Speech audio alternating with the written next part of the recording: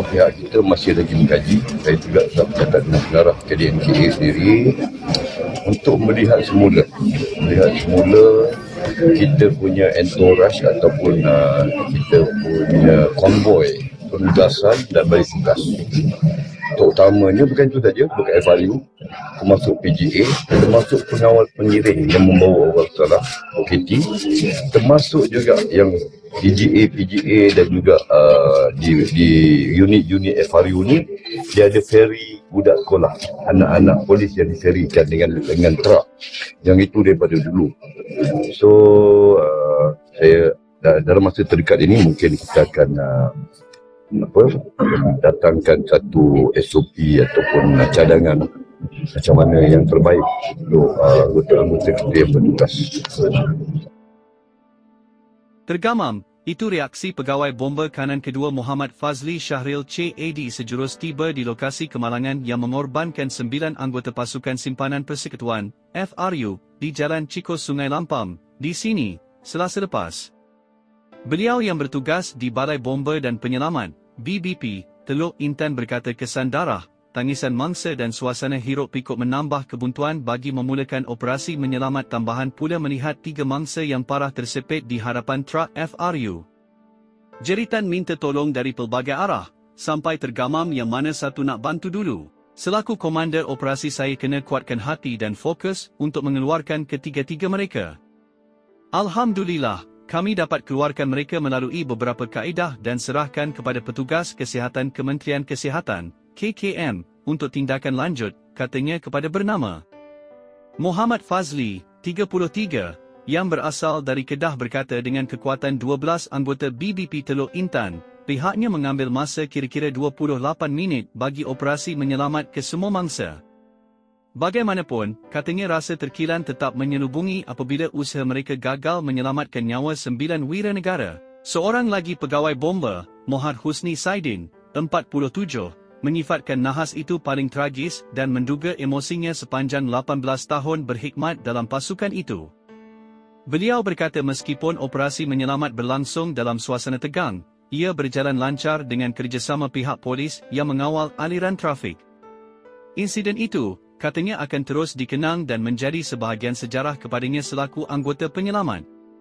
Sepanjang laporan berita mengenai nahas FRU, sekeping gambar ini telah meraih perhatian ramai di media sosial.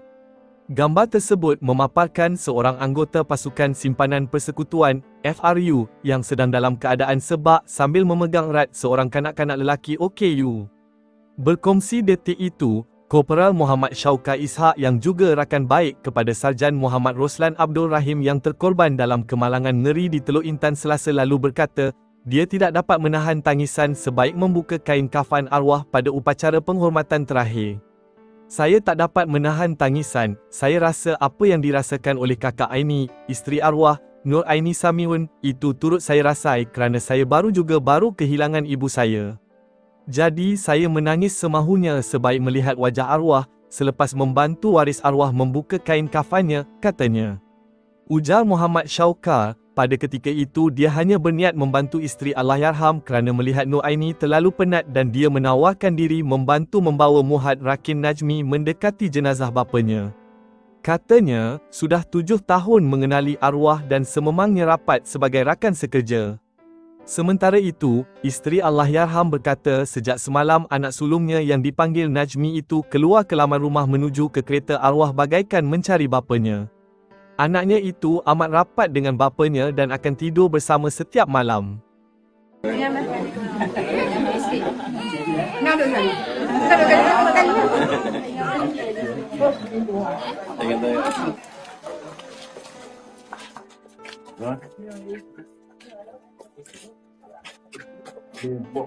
Oh, ayah. Muda lagi. 24. Tak mau kita doang. Betul kah? Oh, 24 tu. Masya-Allah.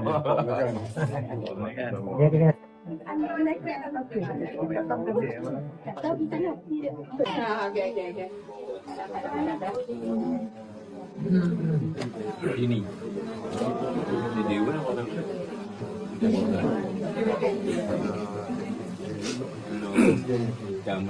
Campur tu.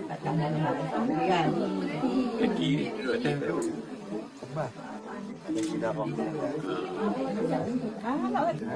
Mana? Dah nak 4 bulan. Oh, ada nak. InsyaAllah. Ni mak cuma yang nak jaga. Bini dia Dah, Mak. pintar. Oh, dia dah. Tak harap dah. Ada isteri dah kan? Ni eh. Okey, nah, pegang sikit. Okey. Isteri kepada Lance Korporal Muhammad Anik Taufik Rozi, 26, yang cedera dalam nahas di Jalan Cikos Sungai Lampam di sini pada Selasa lalu tidak dapat membayangkan situasi cemas yang menimpa lelaki itu semasa kejadian berlaku.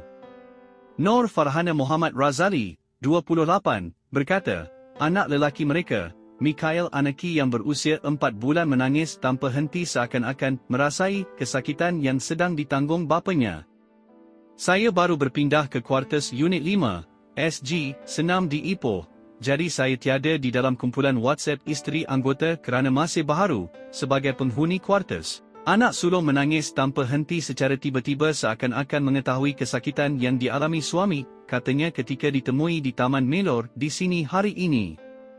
Nur Farhana yang mendirikan rumah tangga dengan Muhammad Anik pada 2023 berkata, pelbagai berita yang diterima menyebabkan dia menjadi semakin tidak keruan. Keluarga kerap menelefon bertanyakan keadaan suami.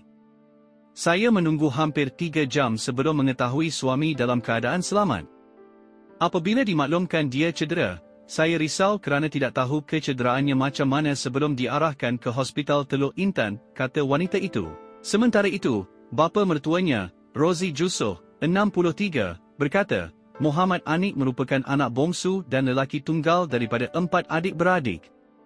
Ahli keluarga terutama anak-anak Korporal Syed Isfan Syed Muhammad yang mengalami kecederaan parah dalam nahas di kilometer 15, Jalan Cikos Sungai Lampam, Teluk Intan, Perak pada Selasa mula merindui bapa mereka.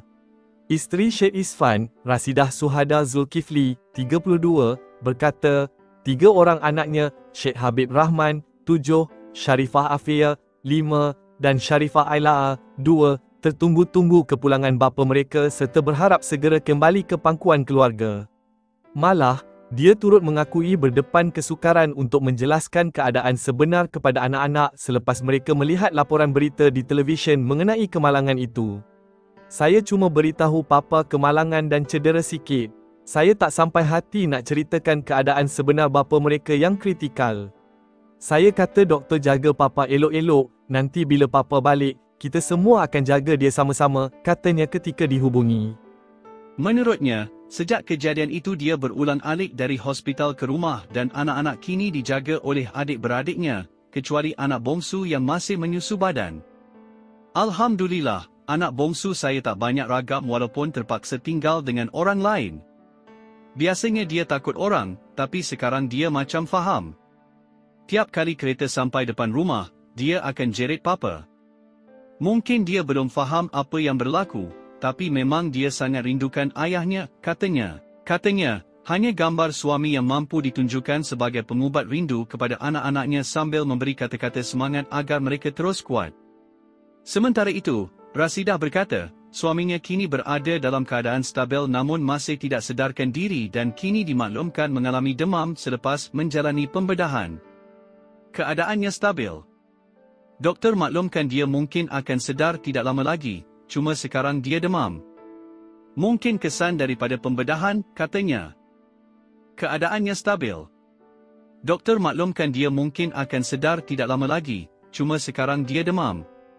Terima kasih kerana menonton. Kalau anda suka video ini, jangan lupa untuk like, share dan subscribe. Kita jumpa lagi dalam video akan datang.